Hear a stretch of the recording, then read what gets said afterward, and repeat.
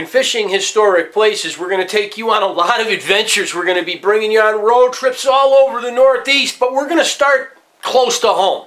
We're going up to the Mill River, north of Northampton. It flows out of the Berkshires through a series of small towns and enters the Connecticut River. So let's take a closer look at where we're going to be going in today's episode.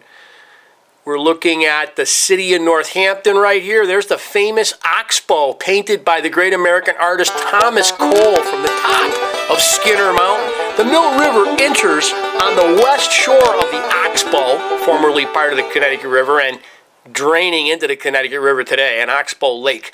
And you can see the Mill River meandering on the south side of the city of Northampton, and moving up we go through Leeds and Haydenville and Williamsburg, and finally there's the site right there of the old Mill River Dam, and that's where we're going to start today's episode. So we're up at the headwaters of the Mill River right here, the site of the great dam that had been built back around the time of the American Civil War. The dam that was breached by high water in 1874 and caused the largest American dam disaster up to that point, though eclipsed a few years later in Johnstown, Pennsylvania. Hank. So the Mill River was at one point, in the height of the American Industrial Revolution, the home to 15 mills. It plunges 700 feet between the hills up here and Northampton at the Connecticut River.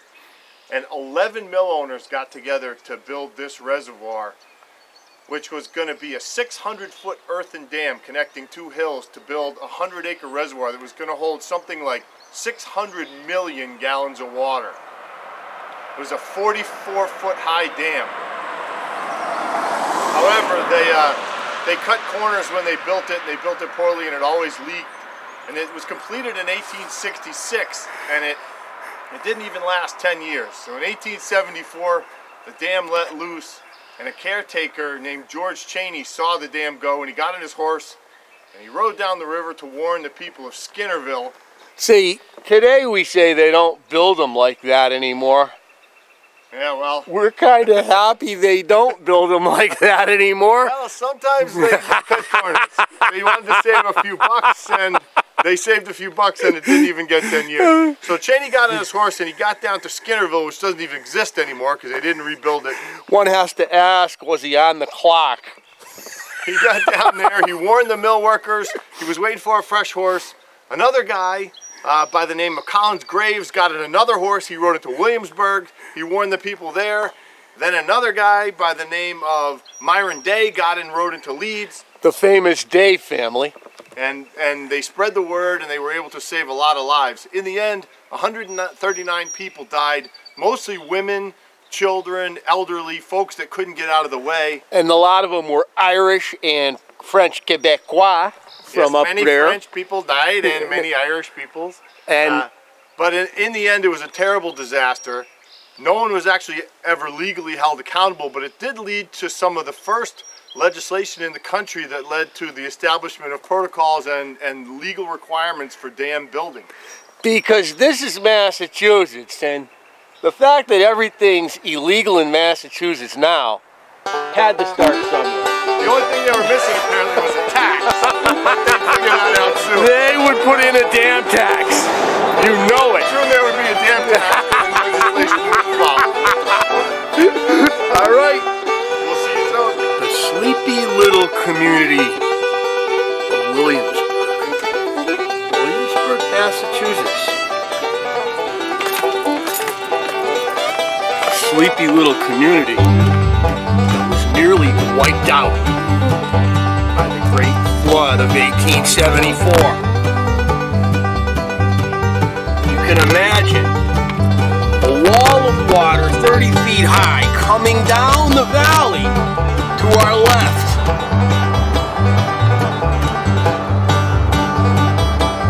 And backs up.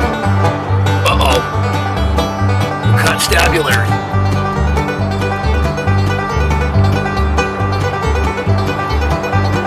And the river's off to our left here. It's really a small, you look at it, it's like a creek, like a stream. But it caused some serious havoc back in 1874 when that earthen dam let go. Here it is, we're crossing it right here. So you can imagine the floodwaters coming rolling down that. Here's the famous brass works that withstood the floodwaters of the 1874 dam collapse. Today, it's a restaurant. And as you can see, you can lease some property here.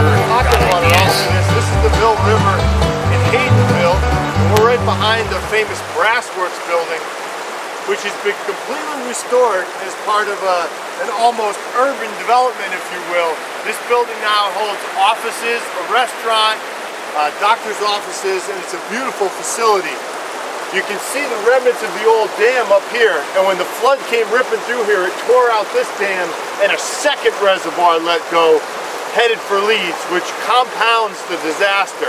So you imagine a 20-foot wall of water coming slamming down into this dam here. Yeah, more like a 40-foot wall of water, which hits this, and then it becomes an even bigger disaster. Famously, the owner of the Brassworks told the people at the time, "Don't worry, the Brassworks will hold." And he was actually right. The Brassworks building did survive the flood.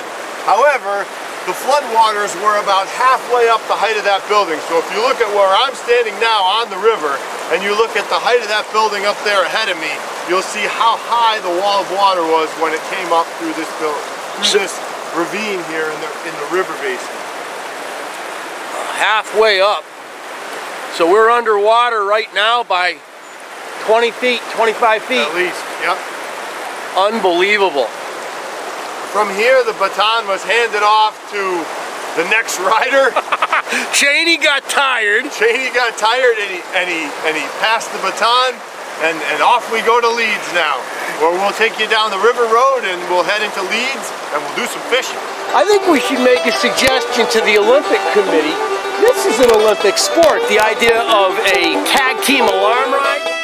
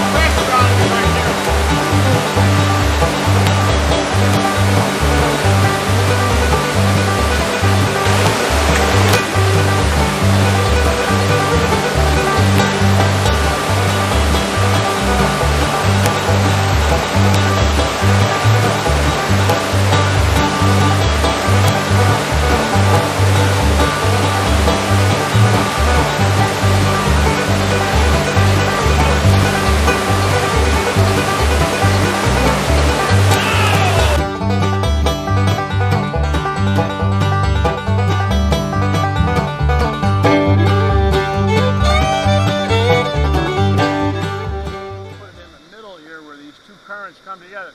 It's kind of hard to deconstruct the current, but you can see there's current going back toward, there we go. Got one. There's current that's going back toward the dam, and that's where I picked this guy off. We'll see what it is. I think it's a rainbow.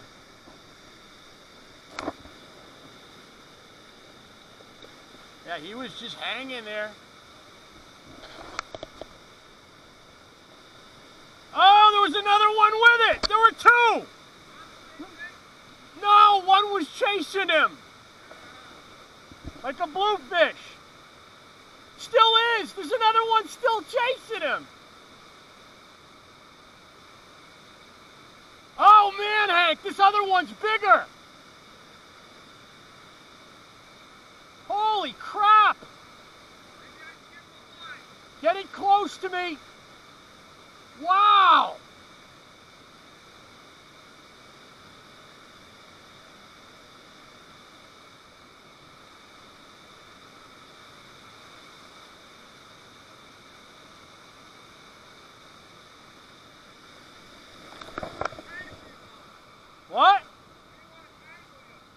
get it.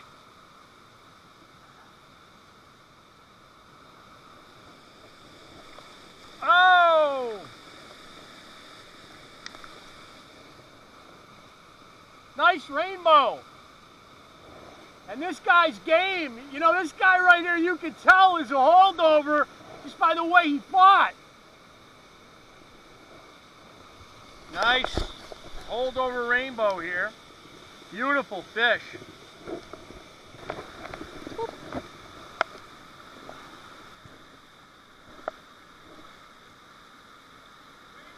Rainbow? Nice.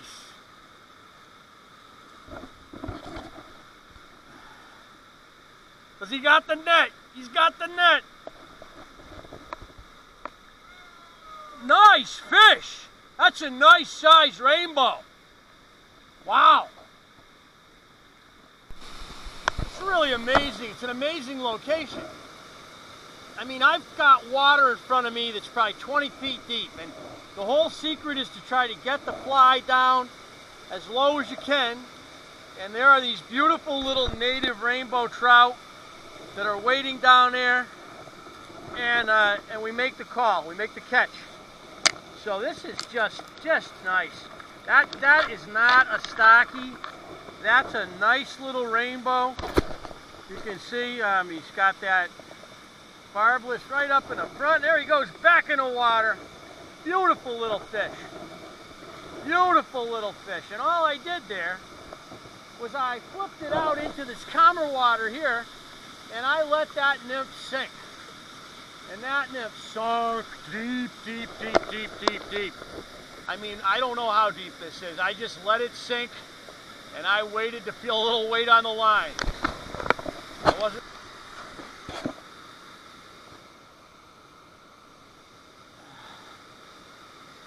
We don't even want to guess how many fish are in here.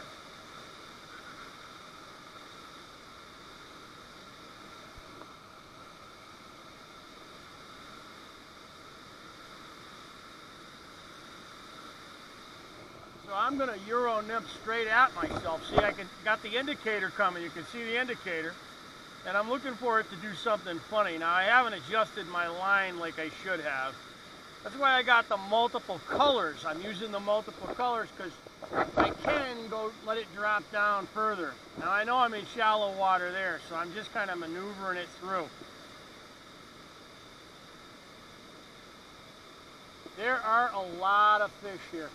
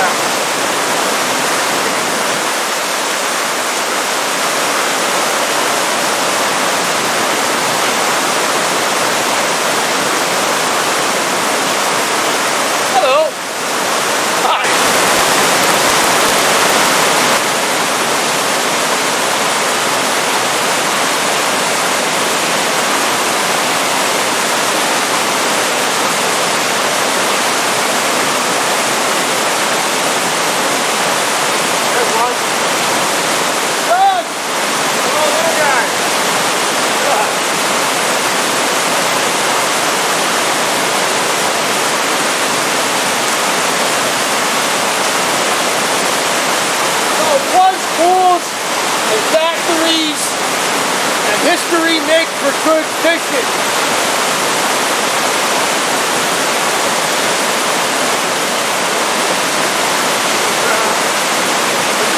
How they hit though? It's like floating. Yeah, hit that weird. Get a little golden nymph on it. Hank, we've got artifacts. So we're standing below what is the scene of the Leeds flood this is the dam, the remains of the dam in Leeds, and you can see where the dam busted when the flood came over and you lost maybe a good 10 feet of the dam. And all the debris washed into this flood zone here, and you can see a piece of a jug. We got a piece of a plate. All kinds of debris in this river sediment here that were washed down. These might have come from Haydenville, they might have come from Williamsburg, they might have just been just up the river in Leeds. The topography of the river just above here is very narrow, so when this water hit Leeds, it was really coming. You get out here and you fish the Mill River, this is everywhere. I remember being a kid down at Look Park and we'd be out wading in the river and it was filled with pottery shards and buttons and pieces of worn glass. And as a kid, I didn't know why that was in the river. I thought it was just polluted. Well, it is kind of polluted by an act of nature. Just remember, floods are dangerous. Be careful. So here we are now, right under the factory system in Leeds, in front of where the old dam was, and the water is so crystal clear. Hank's got some trout. We're sight fishing here. Now most people think sight fishing in Massachusetts, they think about the Swift River, but this river's got beautiful clarity. So Hank is dropping a nymph in the water. He's going to let the current bring it back and see if he can get this trout to cooperate. Not a lot of rivers in Massachusetts have sight fishing opportunities. They tend to be, generally, tannic acid stained, tea stained water. But right here, although there's a little tea stainage, it's not that.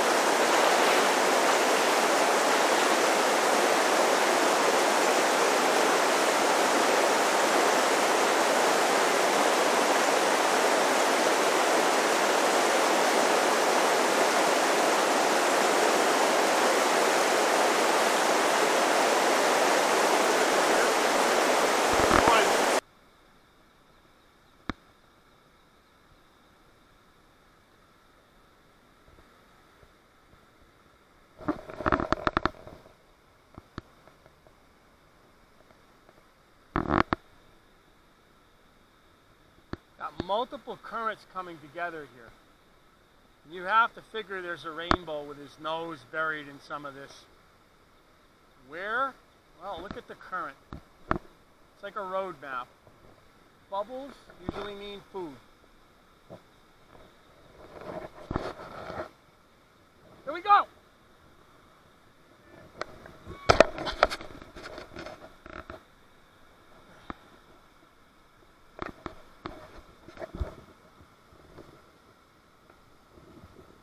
Coming your way.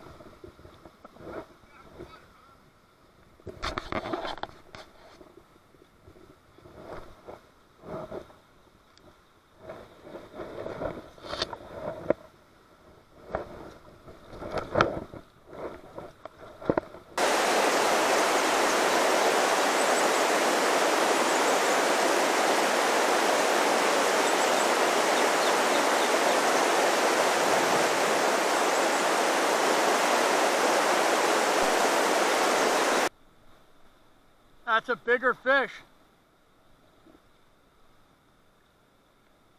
Oh! Oh!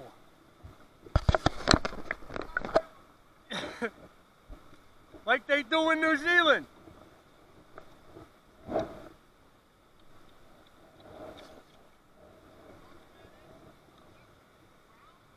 No, rainbow.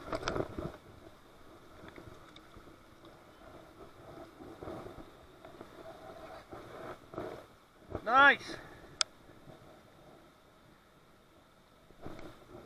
Once again on the pink. It was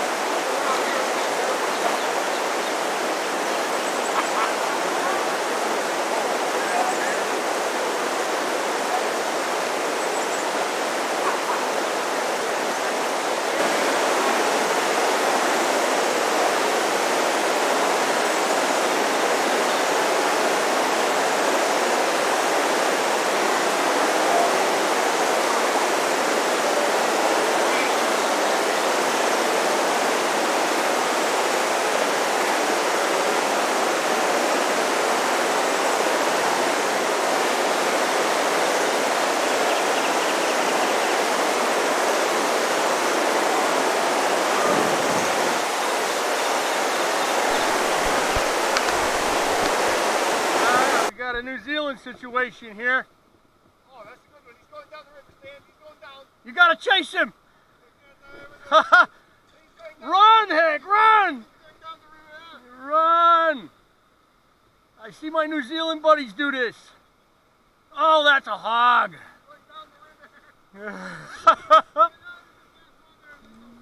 Oh! Oh! See, if you had chased him, you wouldn't have had that problem. Long line release. I had more fun with him. I got my net off and everything.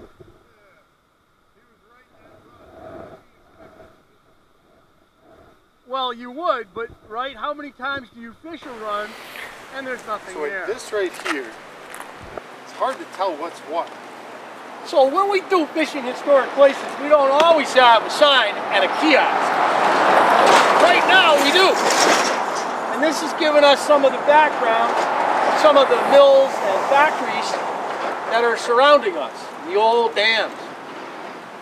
You know, when we do fishing historic places, we're not always going to be doing big events like the Battle of Saratoga or Fort Ticonderoga, not that we're not going to get there.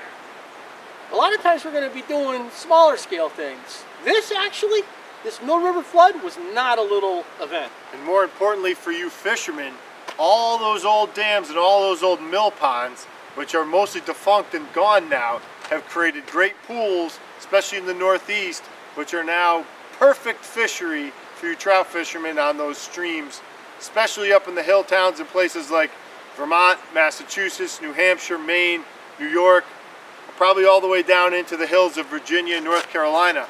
And they are a fantastic trout fishery. And don't forget, history isn't always big places. History is in your backyard. Right now we're standing less than 2 miles from my house.